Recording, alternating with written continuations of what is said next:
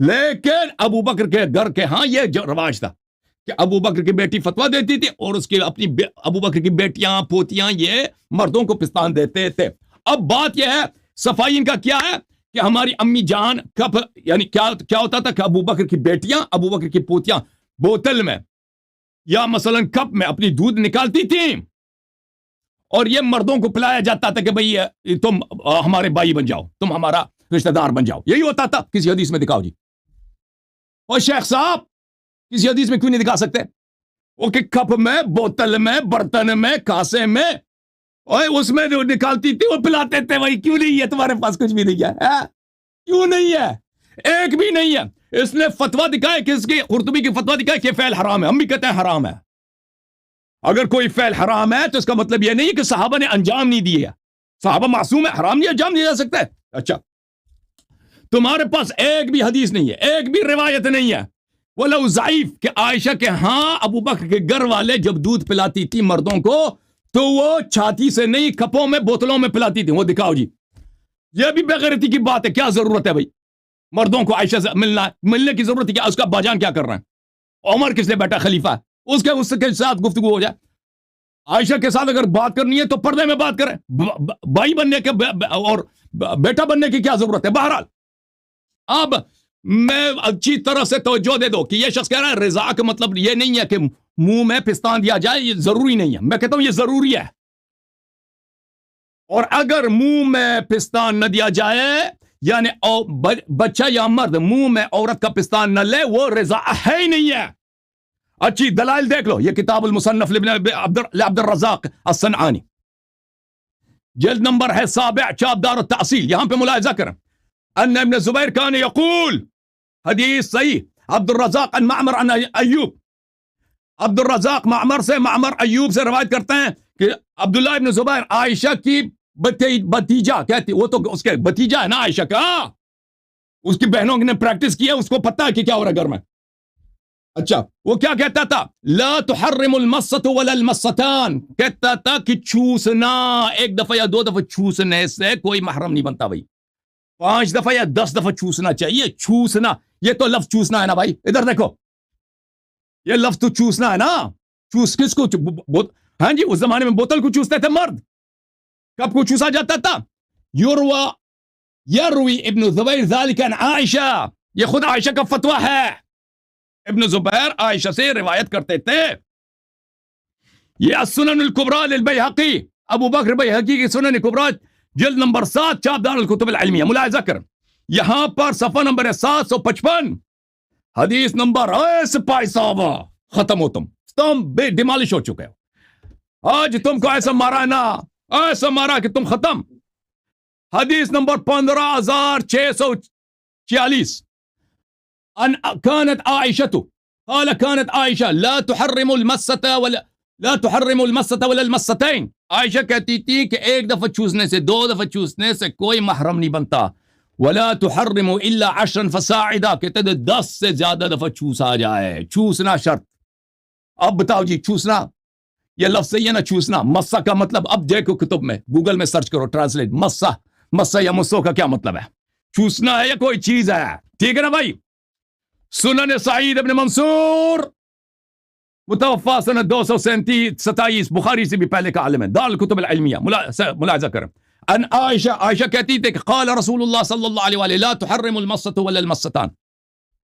عائشہ روایت کرتی ہیں کہ رسول صلی اللہ علیہ وسلم نے فرمایا کہ ایک دفعہ 2 دفعہ چوسنے سے کوئی محرم نہیں بنتا. سمجھ میں آئی نا؟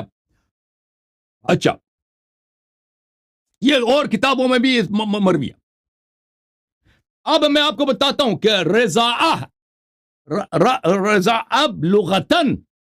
لغت میں ہر پینے کو ہر طرح کسی بھی طریقے سے آپ پیے نا, بوتل سے پیئیں, کپ سے پیئیں, ہاتھ میں اٹھا کے پیئیں, اس کو رضاء نہیں بولتے. دودھ پی لیں چاہے مثلا برتن, اس کو نہیں. جب تک پستان سے نہ پی لیں اس کو رضاء ہوتا ہی نہیں ہے. یہ رضاء صرف اور صرف اس کو کہتے ہیں جب پستان سے پیا جائے. کتاب العین لخلیل ابن احمد الفراہیدی, سب سے عرب کا سب سے پرانا ڈکشنری. امام اللغہ خلیل ابن احمد الفراہیدی سیبوی کا استاد ہے, علم عروض کا یہ بانی ہے.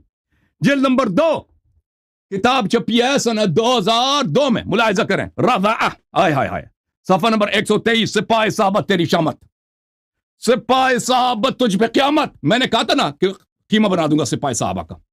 شرم کے مارے اب شیعوں سے آنکھ میں لا کے نہیں دیکھنا.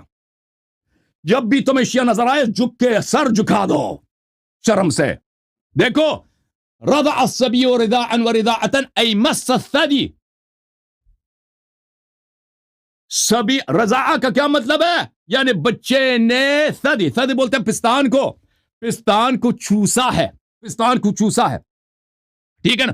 چوس کے وشربا، اس نے پستان کو چوس کے پیا ہے. وارضعته امه، یعنی ماں نے اس کو دودھ کس طرح پلایا ہے؟ دودھ پلایا، چسا کے دودھ پلایا. اچھا یہ کون سی کتاب ہے؟ یہ شیعوں کی کتاب ہے موطأ مالک. مالک کس کا امام؟ ان لوگوں کا امام ہے نا، اہل بیت علیہ السلام میں سے تو نہیں ہے نا. ان کا امام ہے مالک ابن انس المدنی بتحقیق محمد مصطفیٰ العظمی، جلد نمبر 2004 میں چھپی ہے یہ کتاب ابو ظبی میں. ملاحظہ کریں یہاں پر صفحہ نمبر 2223 رضاعت الصغیر میں، حدیث نمبر 2239 میں ہے. یہاں پہ عائشہ کا فتویٰ ہے کہ قال ارضعیہ عرش رضاعات ثم حتی يدخل علی. عائشہ نے کہا کہ فلان شخص کو 10 دفعہ دودھ دے دو تاکہ وہ میرے پاس آ جائے. اپنی بہن سے کہا تھا. وبہامشہ ایضا، اس کتاب میں مصنف نے اس کے حاشیے میں لکھا تھا، مالک کے کتاب کے حاشیے میں یہ تھا الرضعات فی مذہب عائشہ التقام الثدی 10 مرات. التقام الثدی، التقام کس کو بولتے ہیں شیخ صاحب؟ التقام بولتے ہیں منہ میں لینا. الثدی بولتے ہیں پستان کو. مذہب عائشہ میں کیا چیز ہے؟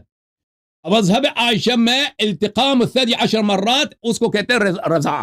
رضاع کا مطلب ہی یہی ہے کہ منہ میں لیا جائے. یہ کس نے بولا؟ مالک نے بولا ہے. مالک نے کیا بولا ہے رضاع کا مطلب عائشہ کے مذہب میں 10 دفعہ منہ میں پستان لیا جائے. پستان منہ میں نہیں ہے تو رضاع ہے ہی نہیں. یہ تفسیر الامام الشافعی، مالک کا دکھا دیا، اب شافعی کا دیکھ لو. اس کی کتاب تفسیر ہے، چاپ دار التدمریہ 2006 میں چھپی. ملاحظہ کریں والوالدات يرضعن اولادهن حولين كاملين لمن اراد ان يتم الرضاعه. قرآن مجید کی آیت ہے میرے محترم ناظرین. عائشہ دیکھو کیسے قرآن مجید کی مخالفت کرتی تھی. جو شخص چاہتا ہے کہ رضاعت کی پوری مدت تمام ہو جائے 2 سال لمن اراد ان يتم، اتمام الرضاعت 2 سال ہے قرآن نے فرمایا. اچھا فاخبر اللہ ان کمال الرضاع حولان، اللہ نے خبر دی ہے کہ رضاعت کا اتمام 2 سال، اس کے بعد رضاع ہوتی نہیں ہے. والرضاع اسم جامع يقع على المصة واكثر منها. مسہ امام شافعی فرماتے ہیں رضاع کا مطلب ہے چوسنا. 1 دفعہ چوسے یا 10 دفعہ چوسے، 1000 دفعہ چوسے، چوسنے کو کہتے ہیں رضاع. رضاع اس کا مطلب یہی ہے. وقت میرا ختم ہے جی.